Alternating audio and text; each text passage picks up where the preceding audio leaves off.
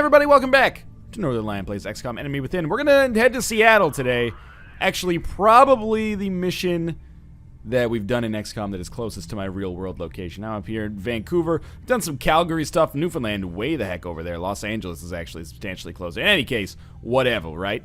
Where is this XCOM base located? Is this like, I'm gonna make myself feel pretty bad? Is this like Wyoming or something?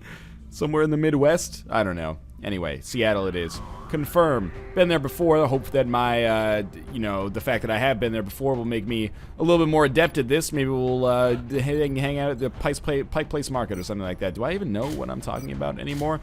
So, we are taking Big McLarge Huge with us for the first time in quite a long time. And the reason he's fallen out of favor for me is because we have Zhang, who is exactly the same level. He's a little bit less cool. Not, because he's from like the Slingshot DLC, but because we grew up with Big McLarge Huge. We've had him since the get-go, I think.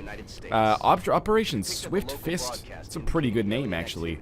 Hopefully, in mere moments, I'll be able to click the OK button and we can actually start playing this. I don't expect this to be a difficult mission at this point, although I do think that we could maybe encounter sectopods, but I don't know. Anyway, standard operating procedure. Start out with an android cactus, move out here, which is going to go a little bit further still, and put her behind this taxi, and then we'll have vision on either aliens or safe passage, and it does appear that we have safe passage. So, I am going to move over here. And we'll have some overwatches, just in case we have, like, heavy floaters or, enemies who choose to come into my field of view for reasons that maybe are not necessarily smart from their standpoint. I should really figure out how to use Archangel armor more effectively, because I kind of just use it whenever there's already enemies in the vicinity, or I use it as, like, a long-term, like, scouting thing. Actually, don't see any enemies at all with that battle scanner, much to my surprise. Florence Nightingale will move up a little bit further. Obviously, we have to be very wary about staying behind cars, but not the end of the world right now, because that car was obviously out of commission already, unless it's on fire but still has the ability to explode, in which case I admire its resolve. In any case, very good first turn. Even though we didn't encounter any aliens, we were able to move up very far here. It seems like we will encounter really? I'm almost like, I feel bad for the sectoid at this part. There's like 2 sectoids, and he's actually going to start the psychic link, which is really stupid because I'm just, oh, never mind. I take it all back. Well, we did hit the reaction shot there, which with our support, which is pretty good. We must have other people on Overwatch. This mechtoid shouldn't get to take another turn, or shouldn't get to take another shot. Alloy cannon shot missed from Cactus. As expected, that's a pretty long-range shot. We have another shot coming in here from Beeps. That's going to miss big time. Big McLarge, you just like, he looked at her like, you fucking asshole. Can you just land a shot and save my life? Okay, we have another sectoid that has appeared from behind the ether here. And that's actually going to be able to take a shot, but it was not able to hit me. Good news. Now, am I crazy, or if we kill the sectoid that is, first off, I have to see which one's which. It's the one that I don't have the flanking on. If I kill that sectoid, is that, like, will that kill the mechtoid or just remove the shield? Well, I guess we'll find out. It looks like it removes the shield, thereby making it a pretty good choice, I think, because we would have done half damage against the mechtoid if I had taken that shot with Fizzle Beef anyway. So now we do the full 13. It may not have made much of a difference in the whole scheme of things, but I'm glad we chose this course of action. And this is going to be, knocking out this mechtoid means that maybe we have taken out the hardest enemy that we're going to fight over the course of the entire mission. So being able to take it out without really encountering much hassle. You really missed that 85% shot. Without encountering much hassle at all is awesome. Does he not have hyper-reactive pupils? Why doesn't he get the extra 85%? Or why doesn't he get, the extra 10%? Extra 85% would obviously be absurd. Well, the streets are flooded, so this does look kind of like the Pacific Northwest that I know and love. I'm going to go into Overwatch here, and we'll send Beeps forward. She's, as you know, probably the easiest lightning rod for my derision. But it's okay. She does what she can, right? I'm trying to think, like, there's no rooftops at least nearby that seem like a great position to throw myself in. But if I, toggle flight here and then just go on top of this thing, I might as well just hang out, like, right here, right? Like, this seems like a pretty good location. We don't see anybody, but this still seems like a really good location for an Overwatch. And this is why now I understand, yes, squad sight is almost certainly better than snapshot. Because once you actually have a sniper decked out at this level, obviously you can make some very good things happen. Meld canister number 1 is going to be easy to secure. Looks like we got 3 heavy floaters here. Sam Fisher wannabes. But it's going to be an easy meld canister for us to pick up. And 26% chance is pretty bad. 41, 53, 25. We're probably going to move her behind cover. Let's start with plasma sniper rifle shot here. I don't think we have a critical chance, which is unfortunate, but it's going to hit, and with double tap we should be able to get the kill. I still don't exactly know what double tap does. Don't let my nonchalance fool you. I just know that it usually has a tendency to come about after you've already hit or missed a shot prior. So I don't know what it does. Okay, Fizzlebeef, my man. That is Big McLarge huge. Actually, you know what? I was going to use Fizzlebeef to like lob a grenade in there. I think it's actually... Well, okay, now that I look at it, might be the only thing we have to do. Oh, I actually do have a shot. 68. That's like his magic number. Every shot he has is 68. Wow, okay. So Fizzlebeef didn't miss there. Just like a pretty unfortunate situation where I would have liked to have hit for a little bit more damage. Now, kinetic strike obviously not going to work. 47%? Well, I'll take it. It's basically a coin flip, and it's one that worked out in our favor, which is nice, of course. Who do we have left? We have Florence Nightingale and Android Cactus. So, always important to note that we are in a situation where we have heavy floaters. Heavy floaters have grenades. So, we also have Big McLarge huge. So the further away we can stand from one another, the better our life is going to be. Now, can I aim a shredder rocket that far? Absolutely not. What I could do... And I know I just said get away from everybody and also don't stand near the cars. This is a perfect, do as I say, not as I do example here. We're going to get behind this car as well. I put them all into Overwatch in the hopes that if the heavy floater gets close enough to fire a grenade at us, the reaction shots will take him out before he can do it. Oh, we have we have a couple Seekers here. That basically worries me not at all. So we'll see. He's just going to take a shot. Good. We managed to dodge it, which is lucky for me. I was thinking about using our support to throw a smoke grenade in there, but I thought the heavy floater would throw a grenade as opposed to take a shot. So that was my reasoning for that. 47% chance to hit. 25. I can't believe that you don't have a shot. Like, that's crazy to me. But what I'm pretty sure the Seekers can't get me. We do still have a shot here. Why don't we try the 70% critical headshot? That should get a kill. Everybody else can just reload our Overwatch. And I'm not even worried about this other meld canister, because if the Seekers show up, I'm pretty sure we'll be able to take them out super, super easily. So you're going to reload. You're fine to stay in your current situation, as are you. Okay. I'm feeling pretty good about this. If we kill both of the Seekers, that could be the end of the mission. Usually one of the Seekers will come out of hiding. That was a bad place to do it. Everyone just turns around and is like, well, welcome to the neighborhood, partner. Ended up doing... obviously, there was a miss there because the thing was dead within like 10 seconds. And we should have one more Seeker coming out. Oh, we actually have vision on it already. Wow, just shot in the back. It's just like a needling there. It doesn't really do too much damage to me. Yes, I can hear that the meld canister's over there. We're just going to take the easy shot here with our sniper. This is just a standard floater? Oh, sorry, it's a Seeker. What am I talking about? That could be the end of the mission. It's not. Okay, we'll move ourselves over here. J-I-L-B. J-A-L-B, just a little bit. That's never going to come into fashion, but I like it nonetheless. Gonna have a bunch of people to spend some time reloading, but apart from that, I'm not really too worried about the enemies that we're going to encounter over the course of the rest of this mission. So far, obviously, so good. This has gone very well for us. It's not necessarily run and gun worthy. It's usually much more valuable to use a run and gun to actually do damage, but I like using it as like an advanced kind of like scouting. Not advanced as in like I'm such a good XCOM player, but advanced in like you can advance very far using run and gun followed by Overwatch or like rapid fire if necessary.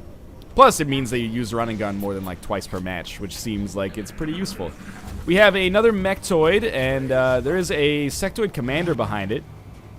It means it's... Oh, do we actually have a shot here? This is a long range one. Yeah, it actually hit the Mechtoid like right in the face. doesn't do too much for me, though. Okay, let's think about this, because the Mechtoid doesn't have a shield on. So it'd be nice to just kill it. How's our sniper? You're gonna have to move. Headshot won't even be available either. That's frustrating. Oh well.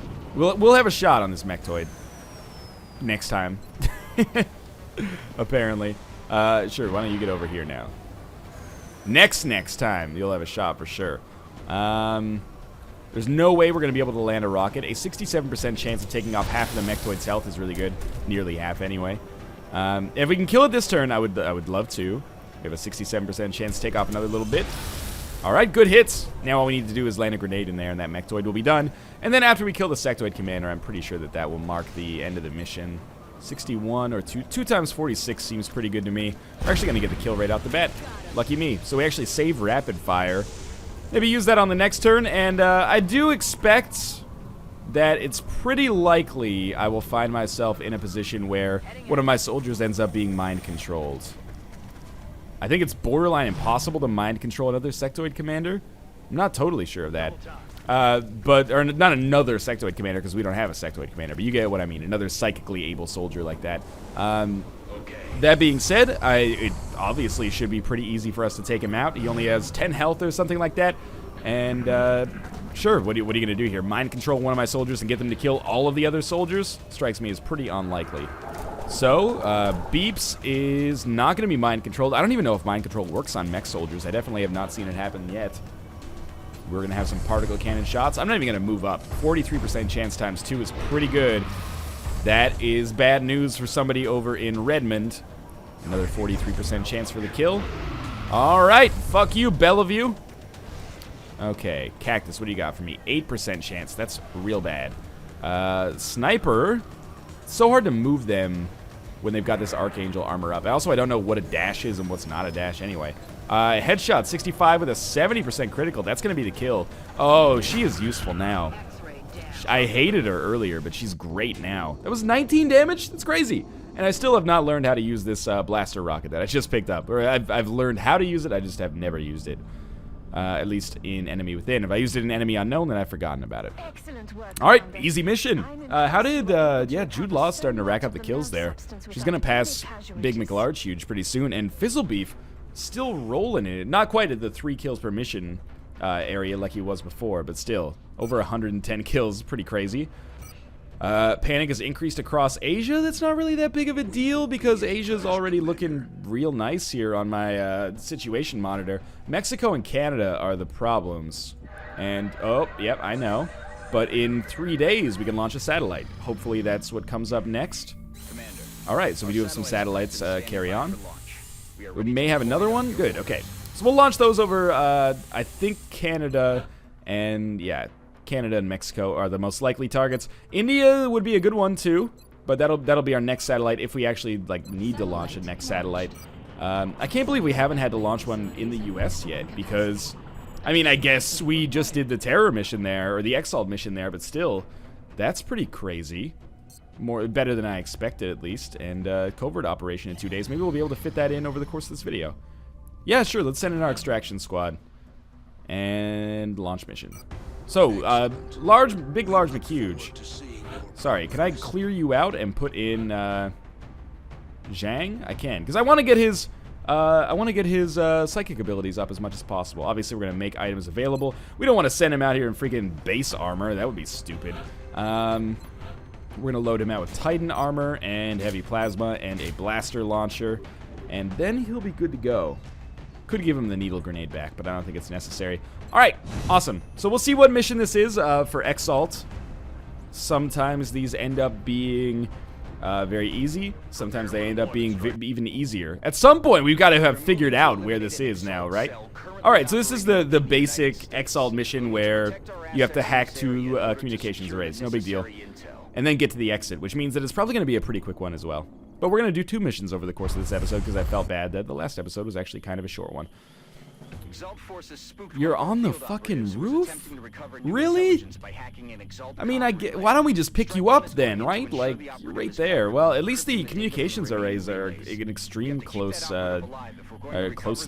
proximity, I guess, is a much better way to say that. Okay, So I'm going to start something with something a little different here. We're going to fly first, and then we're going to fly like up here. And then I'm going to try to chuck a battle scanner in. Because if I can get the covert operative kind of into my general area, I would like to do that. Okay, there we go. So we don't have vision, but we know where they are. And that's really good news, because it means we can take them out really easily, probably, if we just position our troops properly, which is not easier said than done, of course. Android Cactus, I think I can send you out here safely. Good. And on the next turn, then she's got running gun available to do some serious damage. Everyone else is going to go out basically as far as they can without aggroing those 3 dudes. And, yeah, obviously an Overwatch is an asset, I guess, in this situation. I thought about using the smoke grenade as well, but I don't think it's necessary when nobody's firing at us yet. Will those guys see me if I move? It's possible. I'd much rather just like jump off and then get to the communications array, so why don't we just have them hunker down? I very rarely use hunker down on purpose, but I think it's the right call in this situation. Because then they won't be seen, and then why move them back here if I'm just going to have to move them across like laterally anyway? Alright, let's see if these guys clue into the fact that they are being watched. We actually have 6 exiled forces, and here come the reaction shots. This may clue the other ones into the fact that they're being watched. That's got to be a kill, right? 12 damage, yeah. We missed with a couple of reaction shots, but some important ones actually did land. There we go. We should have some more reaction shots go if anybody's got that available. This is a weird movement for them. That looks like a hit. Ooh, that's like a miss, yeah. Like, the targeting's perfect. It's just the way you got your gun set up here. There's wear and tear on those mechs. I didn't know that. Pretty interesting. Alright, so it looks like a fairly standard mission at this point. We actually don't have vision with our sniper, which is crazy, but she will have a ton of vision. Pick up the litter, basically, right here. Now, 100% chance to hit, 70% critical. I almost like the... we should probably take the 100% chance, right? Like, it's a guaranteed kill, and we won't get double tap after, I think, because we've already moved. Is that what double tap is? Maybe I'm finally learning. 70% chance, 10% of getting the kill. Fizzlebeef, what do you got? 78, that'll kill. 63 to kill, and we get both of them, so we might as well take one first. Alright, neutralize the cover completely as well. And 63. Oh, Fizzlebeef. There goes my hero. Watch him as he goes. What do you got for me, Cactus? 20%. That's pretty not great. But I bet if I can get Zhang close enough, he might like to induce some like psychic panic over here. Actually, where is...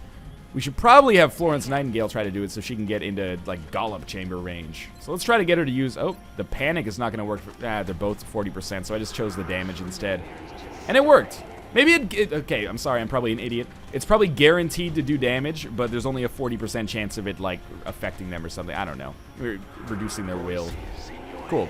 So we managed to get the kills there with the psychic ability.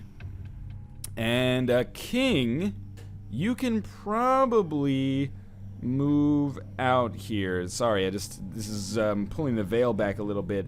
But, my mom just called me, and I want to be a good son and say, God, Mom, I'm playing video games for the internet. I'll talk to you in 15 minutes. Okay. That, by the way, she understands. that is a joke, hopefully. I love you, Mom. This is going to be an easy mission here. The way it's looking right now, at least. We might as well move forward a little bit. I imagine... Actually, you know what? This is... Since we're trying to escort this guy, might not be the worst idea to run and gun up here and then Overwatch, just in case Exiled Forces drop down on this turn, and I expect that they will, because that's what Exiled Forces do on these missions, is drop down. Why do we have a shot on somebody? Did I miss that there was another one available? I missed completely there. Alright, well, this Exiled Heavy could cause me some problems with that rocket launcher, but I'm hoping that the Overwatches are good enough. I should really, if I'm going to Overwatch Cactus, I might as well give her a good pistol and then just put her on Overwatch with, like, the laser pistol. He can't fire a rocket afterwards, so, wow, okay. That was absolutely horrible. We should have a shot with our sniper, who is now pretty quickly becoming, like, the most valuable soldier for us on basically every single mission. I mean that sincerely as well, after not really liking her for a long time. The Archangel armor plus... well, you know, the late game weapons and whatever genetic modifications she has are really good. So there's one of these communications arrays covered. Why is there a space? Oh, that's probably where our sniper is then. I gotcha. Okay. So if necessary, we're going to reload, but everybody else that doesn't need to reload is going to be on Overwatch. You definitely do not need to reload. I'm going to move Zhang, like, over here, so he's in a bit of a better position to protect this guy, maybe. Good to go. Okay. I imagine Exalt forces will be dropped in. It looks like... Oh, come on. You can't think that's a good idea. Yeah, okay. You got killed, like, instantly. The problem is that it took, like, all of my reaction shots. If it hadn't done that, then it would have been perfect, but whatever. Sure, 95% chance to basically get the kill here. Yep, okay. This sniper is all of a sudden becoming, like, the general on this battlefield. That's so useful.